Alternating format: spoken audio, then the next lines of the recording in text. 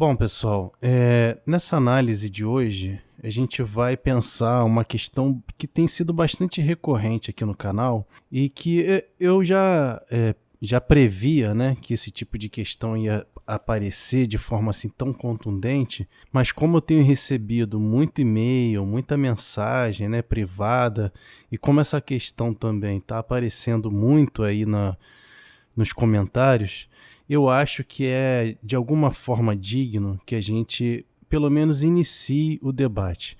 O que eu quero deixar claro aqui é que a gente vai apenas começar o debate, né? Esse é um debate que é bastante profundo, né? Ele inclui, por exemplo, pensar o que é o capitalismo, né? Eu estava pensando aqui, eu acho que seria bastante justo, né, a gente pensar de forma mais detida o que é o capitalismo, né? O que é a mercadoria, o que é esses vários conceitos que a gente vem trabalhando, porque a gente não pode partir do princípio que todo mundo tem o mesmo acúmulo, a mesma ideia, a mesma noção geral sobre tudo. As pessoas partem de diferentes pontos de vista, diferentes acúmulos, né, de diferentes classes sociais, etc, etc, que vai é, produzir um desnivelamento bastante expressivo com relação ao entendimento de coisas que podem parecer básicas para a gente, mas não é, né? A gente, de alguma forma, no meu caso, eu tive uma formação histórica, a gente vai percebendo como que a luta da classe trabalhadora, ela não começou ontem, né?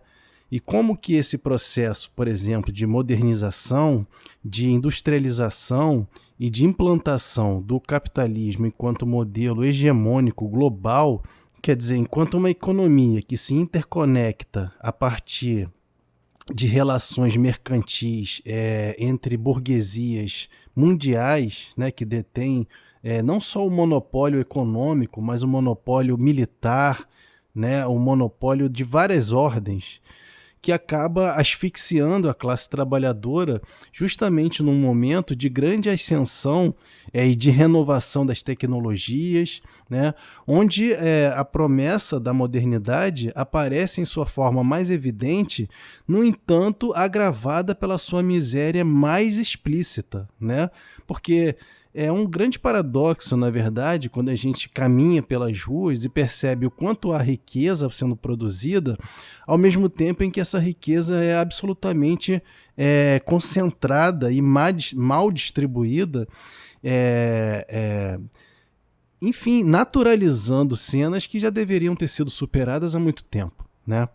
Então a função da crítica, ela tem uma função lenta, né? Eu percebo assim que as pessoas elas têm uma angústia, mas que também parte de uma ansiedade e de hiatos, né? Hiatos que vão sendo cada vez maiores e que impedem as pessoas de enxergar processos sem os quais, né, elas não vão conseguir elas não vão conseguir sair, né, da visão individual, liberal do problema que está colocado, né?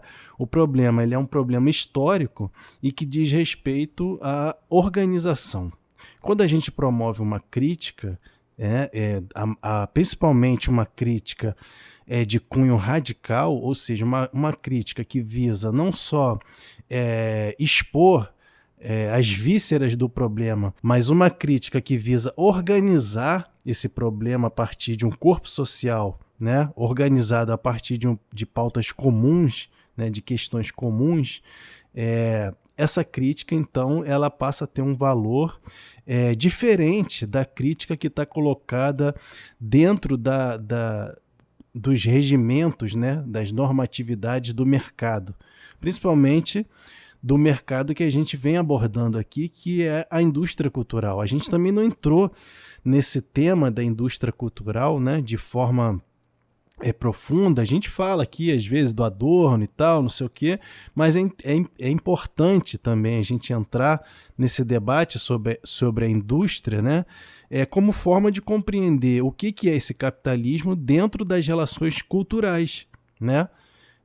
Ou seja, são várias e várias e várias questões colocadas sem as quais a gente não vai conseguir decodificar o que vem a ser essa crítica, e muito menos propor um tipo de organização que se antagonize aos modelos já desgastados de organização que já estão colocados aí há muito tempo e que insistem em se legitimar enquanto única forma de organização social capaz de gerenciar, né, tudo que diz respeito à sociabilidade humana, né? Essa forma hegemônica, ela é obviamente, né? Quer dizer, obviamente não, historicamente a gente percebe que ela é uma forma bastante limitada, ela é uma forma que privilegia, né, uma classe em detrimento de outra, e essa outra que fica apagada desse processo social, ela serve apenas como força motriz, né, para gerar lucro, para a perpetuação dessa classe que já está no poder há muito tempo, né? Então, assim, essas críticas rasteiras, né, ou melhor, essas observações rasteiras que também vêm surgindo por parte de pessoas com uma orientação liberal, afirmando que a crítica ela é apenas um ato masturbatório, né? E como o Felipe Rett mesmo colocou aí na postagem que ele apagou, é que a crítica ela demonstra, né, aquilo que falta em você, né? Que na verdade isso que a gente está fazendo aqui é, na visão dele, o máximo de arte que a gente consegue expressar. Quando na verdade isso aqui não se trata de arte, isso aqui se trata de crítica, de expressão, de estudo, né? Que é algo que essa galera não se propõe a fazer. A gente está aqui propondo justamente o contrário, é estudar essas contradições para justamente superar esse modelo normativo que está colocado, né, de ostentação, de um agravamento da situação social a partir da concentração da renda, né, que é o que significa essa ostentação. Na verdade, ela não traz nenhum tipo de benefício social, muito pelo contrário, ela é uma propaganda enganosa e cínica, né? Então, pessoal, a gente vai entrar aqui no debate. Eu escrevi esse texto breve e gostaria de ressaltar aqui que é apenas o início desse debate. Eu estou para trazer algumas pessoas em lives, né, que vão aprofundar essa questão também, a partir do ponto de vista da classe trabalhadora, né? Da história das lutas da classe trabalhadora e da sua teoria revolucionária, que eu acho que isso também é bastante necessário, ou seja, ligar a prática social a uma teoria, né? Sem essa relação dialética, a gente fica preso nas mesmas formas de organização que já estão colocadas aí há muito tempo e que impedem o avanço da classe trabalhadora. Por fim, eu só gostaria de lembrar, né, que se você puder e achar válido aí a possibilidade de apoiar a nossa mídia, eu abri aí a parte de membros, né? Seja membro, você pode apoiar o canal, e é muito importante porque tudo isso, como a gente está vendo, né, custa dinheiro, custa meios materiais, enfim. E nós somos uma mídia independente, né? A gente trabalha de forma bastante independente há muito tempo, né? É a única forma que a gente encontrou se auto-organizando e produzindo mídia, né? Conhecimento, música, cinema, tudo isso que diz respeito à nossa vida cultural, né? De forma independente, né? E comprometida também com uma crítica radical que propõe uma auto-organização dos setores em luta. É isso, pessoal, vamos ao texto. Quando a crítica fere, mas não cura. A pergunta "o que existe para além da crítica?" tem aparecido de forma reiterada nos comentários, mensagens e interações que acompanham o crescimento do canal. À primeira vista, ela pode soar como uma dúvida sincera, marcada pelo desejo legítimo de transformação. Mas há também nela, sobretudo em sua recorrência, um sintoma: o mal-estar provocado por uma crítica que escapa às formas domesticadas do debate cultural. Não se trata apenas de um pedido por esperança, mas de uma tentativa de limitar o alcance da crítica, de colocá-la novamente no trilho da positividade conciliatória, da construção, da afirmação inofensiva. Vivemos uma época em que o pensamento crítico foi reduzido à estética da problematização, desarmado, recortado, rentabilizado em nichos de visibilidade que tornam o incômodo palatável. O canal, ao se afirmar pela crítica fulminante, pelo desmonte implacável das ideologias dominantes no campo cultural, rompe com esse modelo. E ao romper, expõe, mostra a nudez da dominação, o cinismo dos que se dizem engajados, a adaptação dos rebeldes ao mercado. É essa ruptura que provoca angústia. E é essa angústia que se expressa com frequência na forma da pergunta: e agora? O que fazemos com tudo isso? Aqui nós vamos tomar dessa pergunta não como uma inquietação a ser aplacada, mas como um problema filosófico e histórico a ser compreendido em sua totalidade. Porque só há superação real quando se atinge a raiz. E a raiz da questão está no hiato entre crítica e prática, entre desvelamento e reorganização, entre consciência e forma histórica. O que existe para além da crítica? A forma política concreta da organização revolucionária. Mas isso dito assim é um slogan, e os slogans não pensam.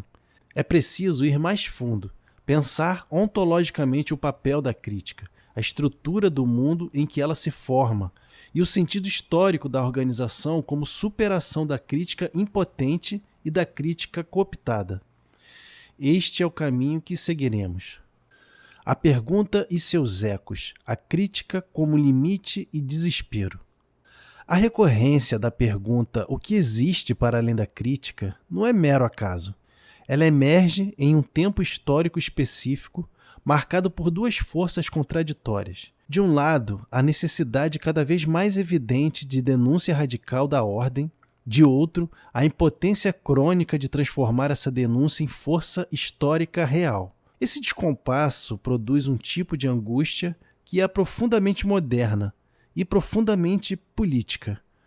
A crítica que desmascara, mas não organiza, produz um abismo entre o que se vê e o que se pode fazer. E esse abismo se torna insuportável para muitos. O canal, ao tocar nesse ponto, gera uma espécie de fenda simbólica. Rompe com o pacto implícito do meio cultural contemporâneo, onde tudo pode ser questionado desde que a crítica seja inócua. Aqui não se oferece reconciliação nem afeto como bálsamo. O que se oferece é desnudamento, a crítica que expõe, que fere, que desestabiliza. E o público, ao ser atravessado por isso, começa a buscar saídas. A estrutura social vigente já destruiu quase todos os lugares reais de saída. O sindicato é impotente ou corrompido. O partido é burocratizado. O coletivo se fragmenta. O indivíduo se vê isolado. É nesse contexto que a pergunta aparece como clamor. Não apenas o que vem depois, mas onde está o chão? E aqui reside sua potência e sua armadilha. Potência porque aponta para uma exigência de superação, o desejo por algo que vá além da denúncia e seja também prática, comunidade, projeto. Armadilha porque muitas vezes o que se busca é apenas a restituição simbólica da harmonia, um retorno ao conforto ideológico anterior, agora com nova roupagem. O além da crítica, nesse caso, torna-se um refúgio reacionário.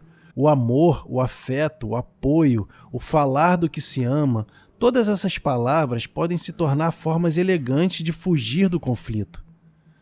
Mas não há superação sem conflito. E não há emancipação sem crítica.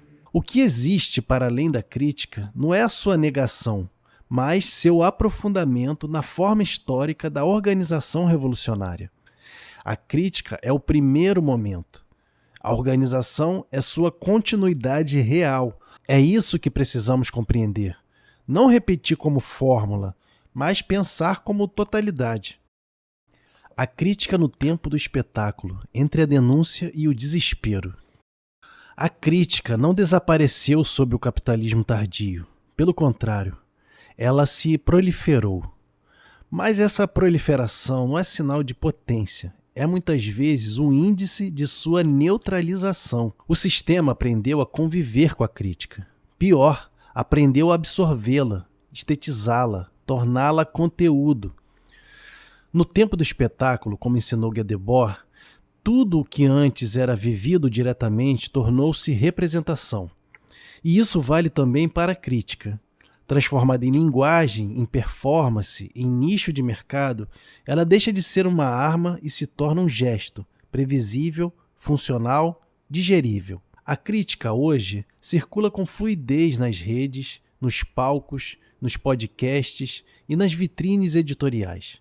Fala-se de racismo, de gênero, de classe, de colonialismo, de patriarcado, e tudo isso pode ser monetizado, curado em festivais, celebrado em eventos patrocinados por grandes marcas. O conteúdo da crítica não desapareceu, mas a sua forma foi capturada.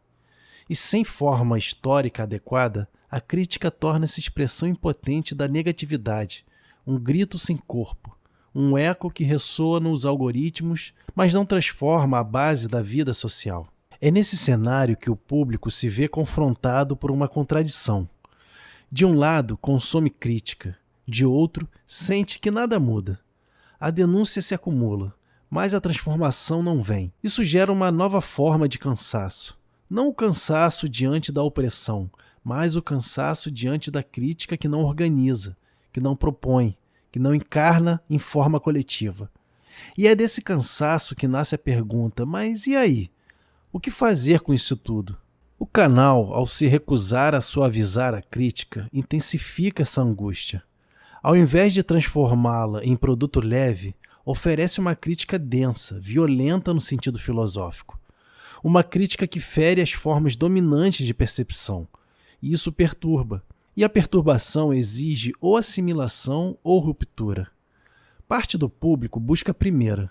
Querem que a crítica evolua para algo mais positivo, mais construtivo, que fortaleça. Mas outra parte, e é para ela que esse texto fala, intui que há algo de verdadeiro nesse incômodo, que o desconforto é sinal de saúde, que a crítica precisa ser levada até o fim. O espetáculo tolera a crítica desde que ela não o desorganize, desde que ela seja crítica de costumes, de linguagem, de afeto, mas não crítica da estrutura social que impede a organização dos oprimidos como classe. Essa crítica desorganizada é inofensiva, pode circular, pode ser celebrada, pode até ser premiada, mas ela não ameaça a ordem. A crítica que o canal propõe é outra. É crítica da estrutura, crítica da ideologia, crítica da mercantilização total da vida. É crítica que aponta não apenas para o erro dos artistas, dos líderes, das figuras públicas, mas para a forma social em que todos estão imersos. E essa crítica precisa ser organizada, ou ela se perderá no desespero, na repetição ou na cooptação. Por isso a pergunta, o que existe para além da crítica, não deve ser descartada. Ela é o sintoma de um limite. E toda crítica radical precisa saber reconhecer seus próprios limites. O que está em jogo aqui é a passagem da crítica como gesto simbólico para a crítica como forma histórica, da crítica como desmascaramento para a crítica como organização. E isso exige pensar o papel da negatividade e da mediação no processo da consciência histórica. A crítica negativa e crítica afirmativa, Adorno, Hegel e o problema da mediação. Para compreender o verdadeiro alcance da pergunta o que existe para além da crítica, é necessário aprofundar o sentido do que se entende por crítica. A crítica aqui em questão não é opinião, queixa ou lamento, mas uma forma de negatividade determinada, como formularam Hegel e mais tarde Adorno. Uma crítica que não apenas denuncia um erro ou uma injustiça localizada, mas que põe em crise a totalidade da forma social vigente. A filosofia hegeliana nos oferece um ponto de partida essencial. Toda verdade é processo, e todo processo é negação.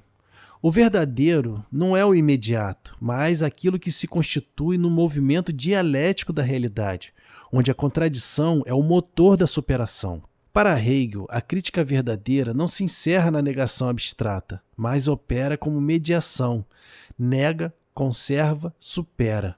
Ela revela a falência do existente, mas não para paralisar, e sim para indicar que o existente não é o necessário, que há potência de transformação imanente à própria realidade. Adorno Retomando esse impulso em chave materialista, radicaliza o conceito de crítica negativa. Para ele, diante de um mundo onde a positividade é falsidade, onde tudo se apresenta como natural, funcional, administrado, a crítica só pode começar pela recusa, pela negação do dado, do instituído, do imediato. Mas essa negação não é niilismo.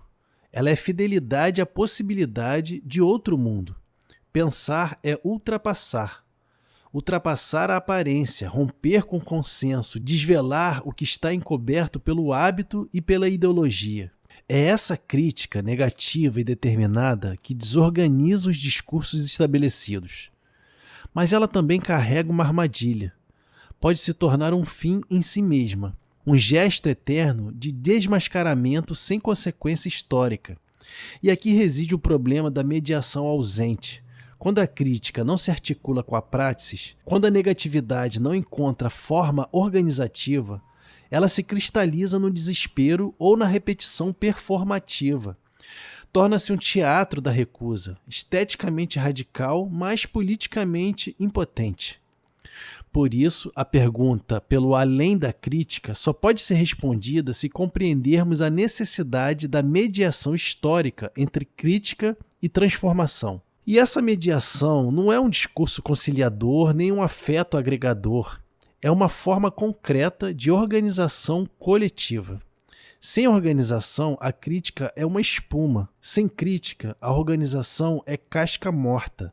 A crítica afirmativa, tão em voga hoje, tenta ocupar esse lugar da mediação, mas falha, porque afirma o existente em nome do bem-estar, do afeto, da positividade, da cura. Ela propõe o amor como solução, o apoio como política, o acolhimento como horizonte. Mas sem crítica radical da forma social do capital, esses afetos tornam-se apenas lubrificantes da barbárie. A crítica negativa, ao contrário, afirma apenas a necessidade da transformação. E para isso, precisa atravessar a dor, a ruptura, a solidão, o conflito. Não há cura sem ferida. E a ferida que a crítica abre só pode ser curada pela reorganização da vida, não por afeto individual, mas por construção coletiva. A crítica que buscamos não é um gesto solto no ar, é um degrau histórico. E o passo seguinte não é a desistência, nem o reencantamento do mundo.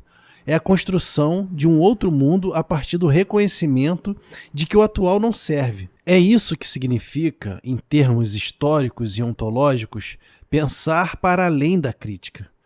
Não é sair da crítica, é levá-la ao fim. E o fim da crítica é o início da organização revolucionária. O apelo ao além como angústia de época. A pergunta o que existe para além da crítica não é apenas uma provocação teórica. Ela expressa uma angústia profundamente enraizada na experiência contemporânea. Vivemos uma época de colapso simbólico, em que os discursos tradicionais da transformação social perderam força e as formas coletivas de organização foram sistematicamente esvaziadas pelo neoliberalismo. A crítica, quando feita com rigor, não oferece consolo, oferece confronto. E é esse confronto que muitos, desorganizados e isolados, não sabem mais como suportar. A angústia não é um erro, é um sintoma. E como todo sintoma, ela carrega uma verdade que precisa ser decifrada.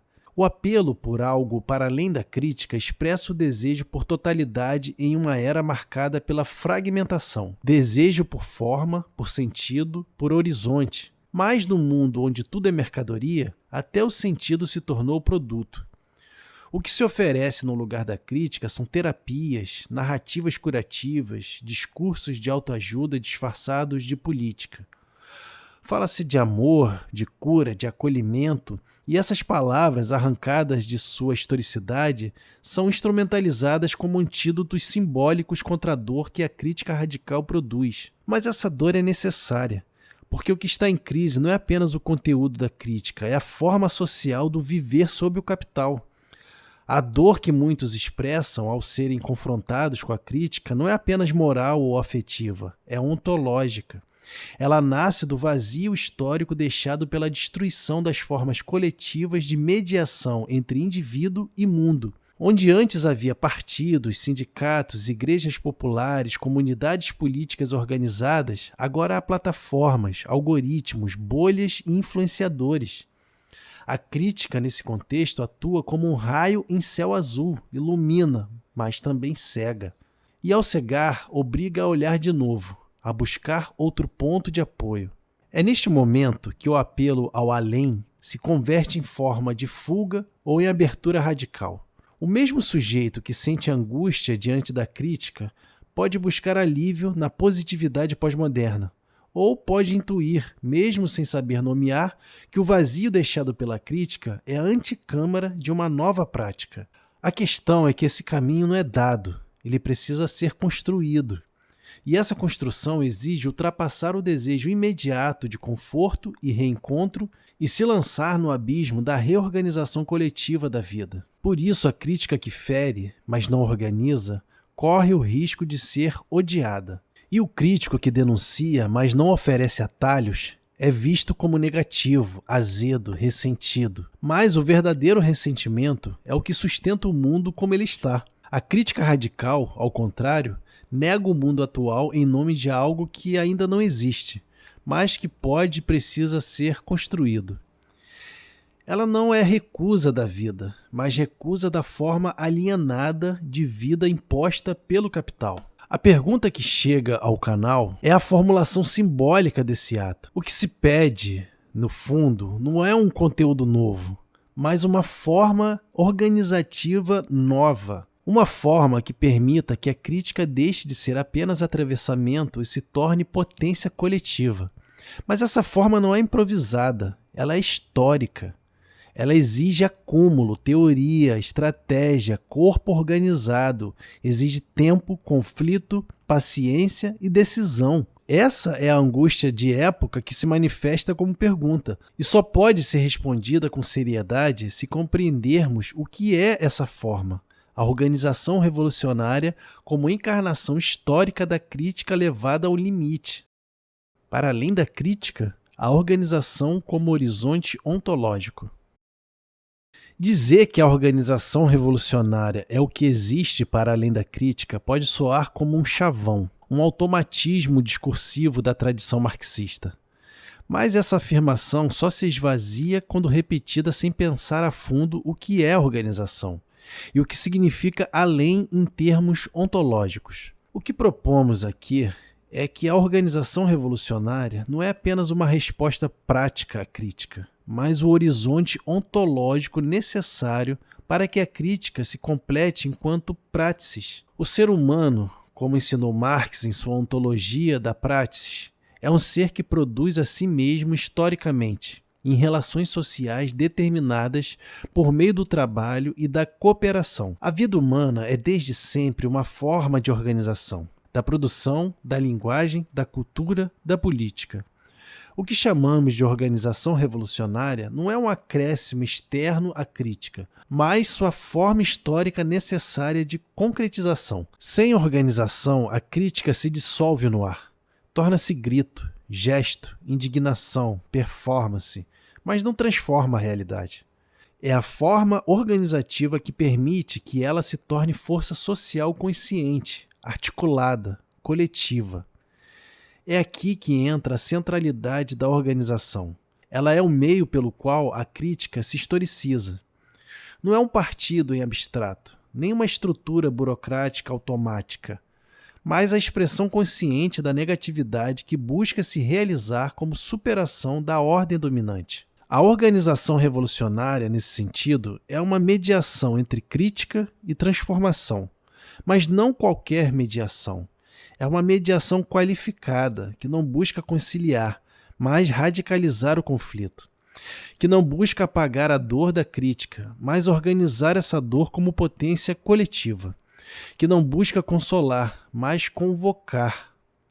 É por isso que a organização revolucionária é também um horizonte ontológico, porque ela responde a uma carência fundamental do ser humano em tempos de crise, a necessidade de totalidade, de sentido, de direção comum. Mas, ao contrário das religiões, das terapias ou dos projetos de conciliação institucional, a organização revolucionária oferece essa direção a partir da realidade concreta, a partir da luta de classes, da consciência histórica, da construção coletiva, da ruptura. Na organização, a crítica encontra sua continuidade e o sujeito isolado encontra corpo. A angústia existencial se converte em prática consciente, a raiva em disciplina, o desespero em estratégia. O que parecia apenas ferida torna-se trincheira, e o que antes era só denúncia torna-se proposta, não de reformas, mas de revolução. A pergunta, o que existe para além da crítica, só pode ser respondida, portanto, se compreendermos que esse além não está fora da crítica, mas é o seu próprio desdobramento histórico e necessário. A crítica que não se organiza se esgota. A organização que não se ancora na crítica se desvia. Ambas são momentos de um mesmo movimento, o da superação da ordem do capital por meio da ação consciente dos sujeitos históricos. Este é o ponto em que muitos hesitam, porque a crítica é árdua. Mas já a organização exige corpo, tempo, escuta, conflito, entrega, ruptura com o narcisismo que o capitalismo cultivou em todos nós. Mas é só nela que o além da crítica deixa de ser slogan e se torna caminho. A ausência de organização como buraco histórico de nossa época. Se a organização revolucionária é a forma necessária para que a crítica se efetive historicamente, por que então ela aparece hoje como ausência, como lacuna, como desejo frustrado? Por que, diante de uma crítica cada vez mais afiada, a realidade parece seguir intacta? E a pergunta, o que existe para além da crítica, retorna como eco angustiado. A resposta exige um mergulho no processo histórico. O século XX conheceu experiências intensas de organização revolucionária. Partidos comunistas, sindicatos combativos, conselhos operários, guerrilhas, movimentos de massa, mas também conheceu seu esvaziamento, sua burocratização, suas traições. A derrota histórica das revoluções do século XX, somada ao colapso das experiências do socialismo real e à brutal ofensiva neoliberal a partir dos anos 80, gerou não apenas uma crise política, mas uma devastação ontológica. A dissolução dos vínculos coletivos, o apagamento do horizonte histórico da emancipação, a atomização total da vida. A organização foi derrotada não só no plano institucional, mas no plano simbólico e afetivo. Tornou-se sinônimo de autoritarismo, rigidez, dogmatismo.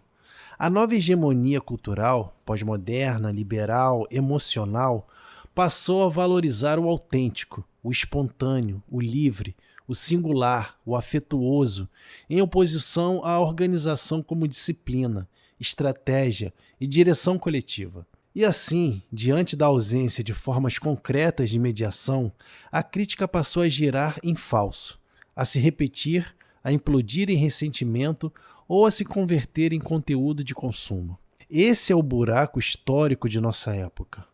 Um mundo onde a crítica cresce, mas não encontra corpo, onde a denúncia se multiplica, mas não se organiza, onde o desejo por transformação se expressa nas redes, mas não nas ruas, onde a angústia explode em comentários, vídeos, ensaios, mas não em formas políticas sustentáveis.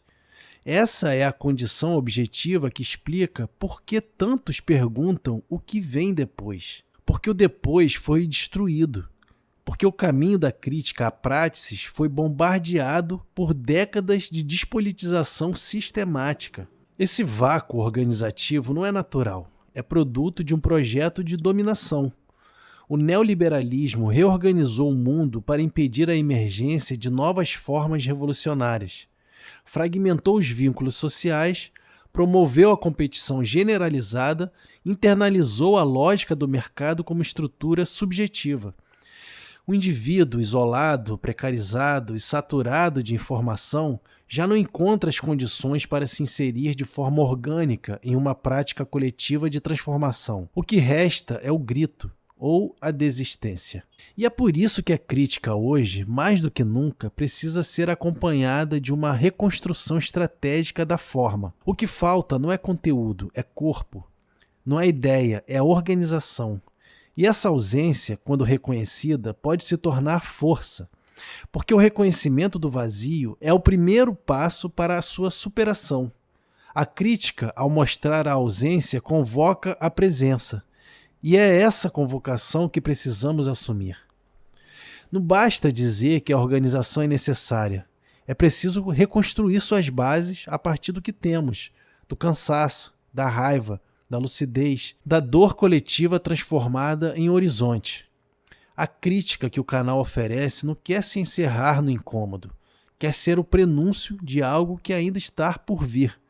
Mas isso só será possível se essa crítica for apropriada, expandida e transfigurada em forma histórica organizada. Caminhos para a reconstrução, a crítica como fundamento da nova forma. Se a crítica que fere é também a crítica que convoca, então a tarefa que se impõe é a da reconstrução histórica da forma. Não se trata de uma mera volta nostálgica aos modelos do passado, nem da adaptação da crítica a estruturas já existentes e capturadas. Trata-se de pensar com radicalidade como a crítica pode fundar um novo processo de organização revolucionária, enraizado nas contradições do presente, mas orientado por uma racionalidade emancipatória. A primeira condição para essa reconstrução é compreender que a crítica não é o oposto da construção. Ela é seu ponto de partida necessário. O gesto crítico, quando atravessa a aparência e desnuda a estrutura, abre o espaço para o novo. Ele demole o que está podre, mas não para gozar da ruína, e sim para permitir que o terreno seja liberado para a edificação de outra realidade. É aqui que entra a ontologia da praxis. O ser humano não é apenas aquele que pensa, mas aquele que age, que produz, que se organiza historicamente. O segundo passo é assumir que a crítica sozinha não gera forma.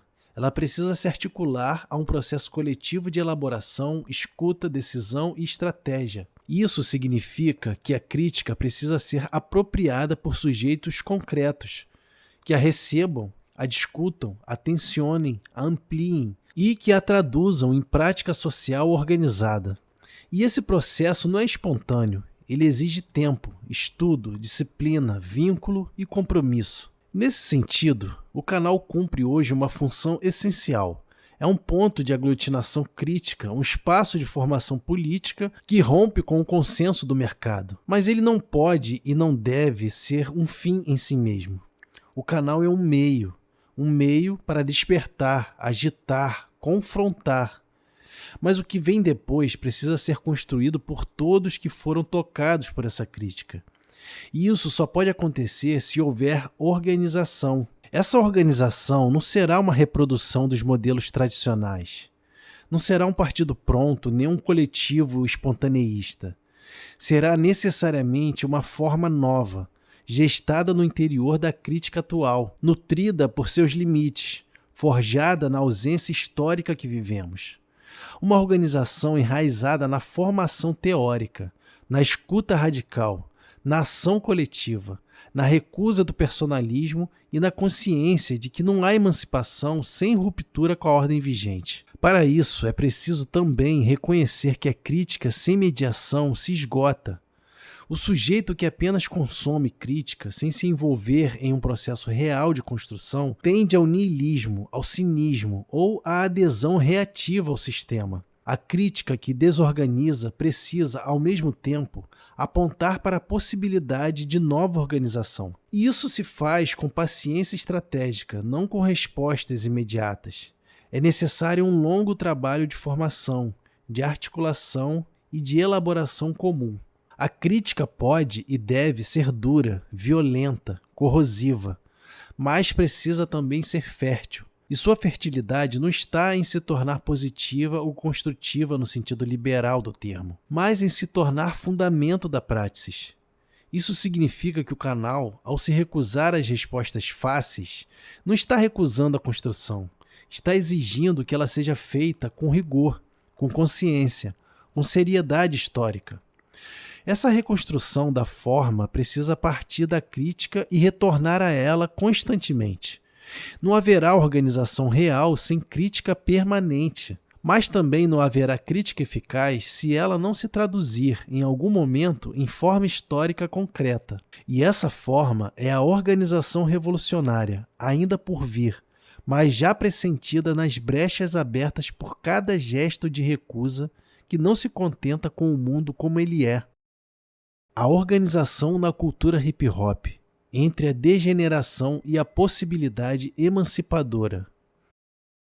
Se a organização revolucionária é o horizonte necessário da crítica, é preciso perguntar concretamente como esse problema se coloca no interior da cultura hip-hop.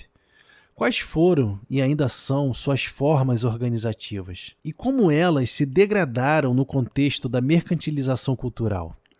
Essas perguntas não são periféricas, mas centrais. Porque é na cultura que o proletariado periférico expressou nas últimas décadas sua forma mais visível de organização simbólica, de sociabilidade e de combate ideológico. A cultura hip-hop nasceu como prática coletiva de resistência. Seus elementos, o MC, o grafite, o break, o DJ, o conhecimento, não existiam isoladamente, mas articulados em torno de princípios como consciência, respeito, resistência e organização comunitária. As rodas de rima, os eventos de rua, os cineclubes da quebrada, os coletivos culturais, os projetos de educação popular e os sistemas de produção e distribuição autônomos compunham juntos uma forma organizativa viva e insurgente. O hip-hop era, nesse sentido, mais do que expressão artística, era prática política. Contudo, com a intensificação da mercantilização e da individualização neoliberal, essas formas foram sendo progressivamente capturadas, esvaziadas ou desorganizadas. Os MCs se tornaram empreendedores. Os coletivos viraram selos. As batalhas foram estetizadas. Os circuitos de formação foram substituídos por tutoriais de autoimagem. O compromisso virou discurso de palco e a crítica foi substituída por narrativas de superação individual, que já não confrontam a estrutura, mas reforçam o mérito como valor. A degeneração da organização no hip-hop não se deu apenas por cooptação externa, mas pela substituição interna da política pela estética, da crítica pela performance, do projeto coletivo pelo sucesso pessoal. Isso explica por que tantos artistas hoje, mesmo com discursos conscientes, são estruturalmente conservadores, porque a forma organizativa que os sustentava foi dissolvida, e o que resta é apenas o indivíduo, sua visibilidade, sua marca, seu produto. Mas o hip-hop ainda carrega em seu núcleo a possibilidade de reorganização. A crítica que o canal vem desenvolvendo ao desmontar os dispositivos ideológicos dessa cultura cooptada abre a brecha para um retorno da forma organizativa radical, não como nostalgia do passado, mas como reinvenção emancipadora. Essa reinvenção passa por 3 eixos. 1. Retomar o princípio do compromisso coletivo, o hip-hop como instrumento de transformação social, não de autopromoção. 2. Reconstruir espaços autônomos de formação, criação e circulação, batalhas críticas, núcleos de estudo, eventos formativos, canais de produção independente. 3. Construir organizações políticas ligadas à cultura, mas voltadas para além dela, que articulem cultura e política revolucionária não como adesão partidária eleitoral, mas como projeto histórico de ruptura com a ordem do capital. E aqui entra a pergunta central. O que vem a ser emancipador no contexto da cultura hip-hop? Emancipador é aquilo que rompe com a forma mercadoria da cultura e restitui à prática artística sua função política, pedagógica e transformadora. Emancipador é o que tira o sujeito da lógica do vencer e o reinsere na lógica da luta coletiva. Emancipador é aquilo que organiza o desejo, que politiza a dor, que historiciza a experiência. A reorganização do hip hop, portanto, não será feita pela estética, nem pela nostalgia, nem pelo marketing da consciência. Será feita, se for, pela crítica que se organiza, pela recusa ao personalismo, pela reconstrução de vínculos reais, pela aliança entre arte e política em chave revolucionária. Essa é a tarefa do nosso tempo. E essa é a resposta que, no fundo, a pergunta o que vem depois da crítica exige que demos. Bom, pessoal, como eu falei no início do áudio, né, isso é apenas um começo do debate. É claro que aparentemente, assim, olhando, né, um áudio grande, isso pode parecer assustador, mas não é. Esse é um debate que a gente vai construir, né, a partir da reconstrução do próprio movimento hip hop e do próprio movimento, né, dos trabalhadores, das suas organizações, das suas ocupações. Eu me lembro que na live que eu fiz mais recente, eu falei sobre a questão da greve.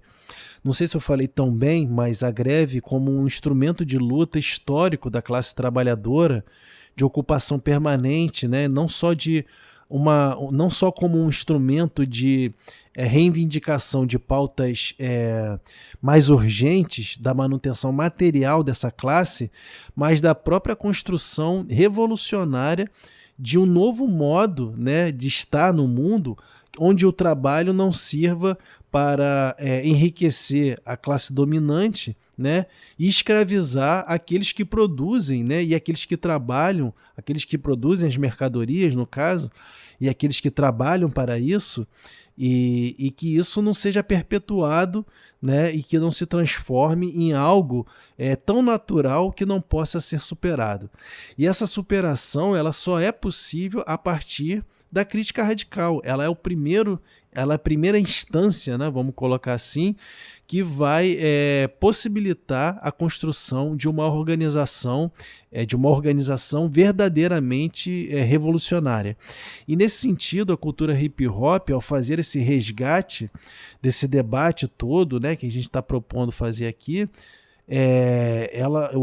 a cultura, de uma forma geral, se apropria de um pensamento de fato transformador. Né? E isso passa a assustar, obviamente, a hegemonia que está imposta, né? A hegemonia que defende, em última instância, o capital, né? O capitalismo como modo de produção hegemônico, né?